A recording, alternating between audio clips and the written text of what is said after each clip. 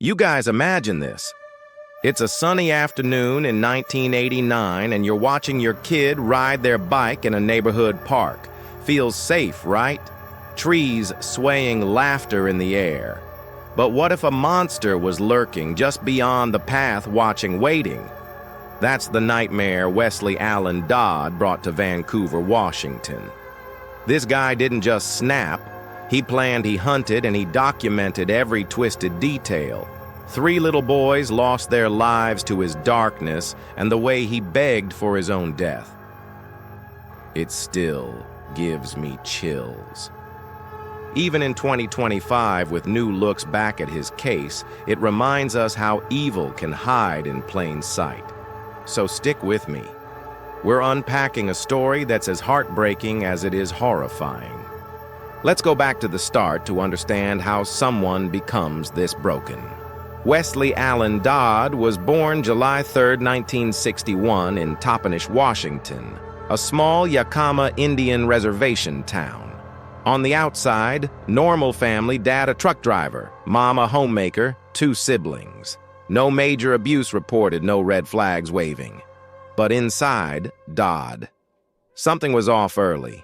By age 13, he was exposing himself to younger kids in the neighborhood. Started with flashing, but it escalated. He'd lure children into abandoned buildings, touch them inappropriately. Neighbors complained cops got involved, but back then, slap on the wrist. Juvenile counseling, that's it. Dodd moved around, to Richland, then Seattle, but the urges followed. In high school, he babysat, worked at fast food joints near playgrounds, always around kids. Arrested in 1982 for molesting a 5-year-old boy, probation. Again in 1987 for attempting to abduct 2 boys, counseling, no jail. The system failed, you know. Let him slip through. Dodd kept a diary detailing fantasies of torture murder. He called them plans. By his 20s, he'd molested over 100 children boys, mostly ages 2 to 12. No remorse. He'd smile, act friendly, then strike. That nice guy facade. It was his weapon. By 1989, those fantasies turned real. Dodd was 28, living in Vancouver, working odd jobs, paper route fast food. But his real job, hunting. September 4th, Labor Day weekend. Brothers Cole and William Neer, 11 and 10, were biking in David Douglas Park. Innocent fun, racing paths, laughing. Dodd spotted them from his car. He approached friendly-like, offered a shortcut through the woods. Once isolated, he pulled a knife, tied their hands with shoelaces, abused them sexually. The details are gut-wrenching. The boys begged, cried. Dodd stabbed Cole in the chest, William in the back. Cole died instantly. William staggered to the road, collapsed. A passerby found him, but he died at the hospital. Dodd drove home calm as ever. Wrote in his diary, "It was exciting. No panic, no guilt." He even kept the boys' underwear as trophies. The community reeled. Double child murder in a quiet park. Panic spread. Parents kept kids inside. Police hunted a ghost. Dodd. He laid low, but the urge built.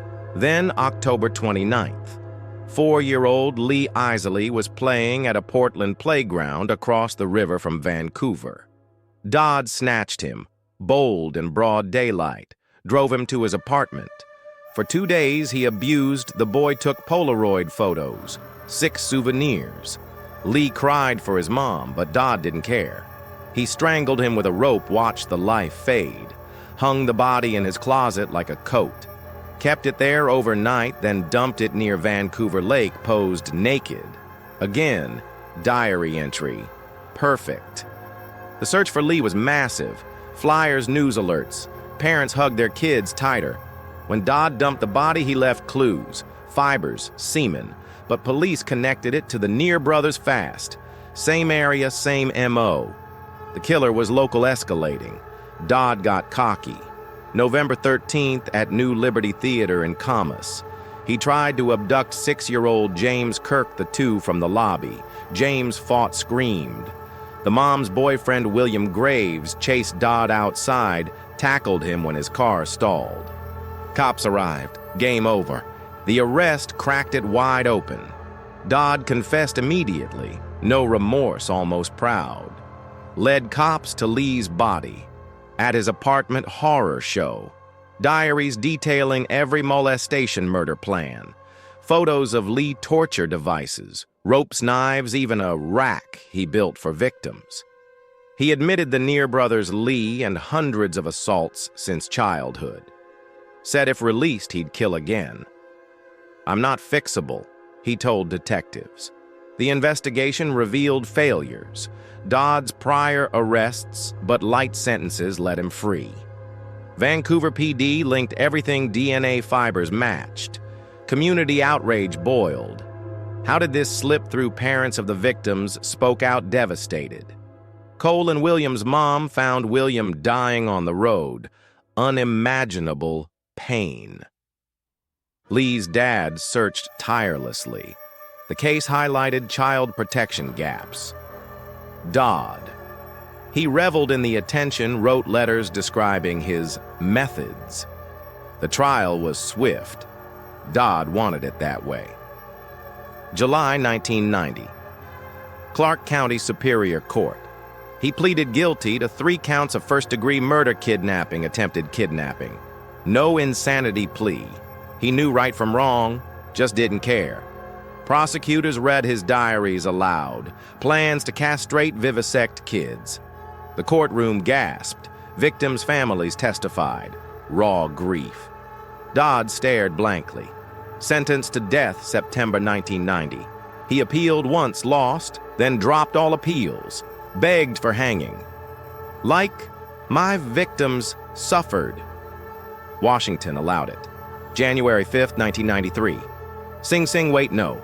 Washington State Penitentiary in Walla Walla. First U.S. hanging since 1965. Strapped, noosed, dropped. Dead at 31. His last words. "I was once asked by somebody, I don't remember who, if there was any way sex offenders could be stopped. I said no. I was wrong." Too late. Controversy swirled. Was hanging cruel? But many said justice served. Dodd's gone, but the scars remain. His case spurred changes. Washington's Community Protection Act in 1990, civil commitment for sex predators post-sentence. Tougher registries monitoring. In 2025, it's still relevant. A June Columbia.edu article unraveled his twisted legacy, linking it to ongoing child safety debates. March pieces on the defender's son handling cases echoed the fight for justice. The Columbian newspaper marks anniversaries yearly, reminding locals. Podcasts like Serial Killers, revisited in 2024, but 2025 brings fresh looks at how systems failed Dodd's victims. It's not just history. With online predators now, it's a warning. Families of Cole William Lee push for awareness, turning pain into prevention. So what do you make of Westley Allan Dodd monster from birth or failed by the system? His story breaks your heart for those boys. Innocent lives stolen. If this left you unsettled, hit like, share with your crew, drop thoughts below. Could he have been stopped earlier? Subscribe for more deep dives into the dark. Stay vigilant. Parks aren't always what they seem.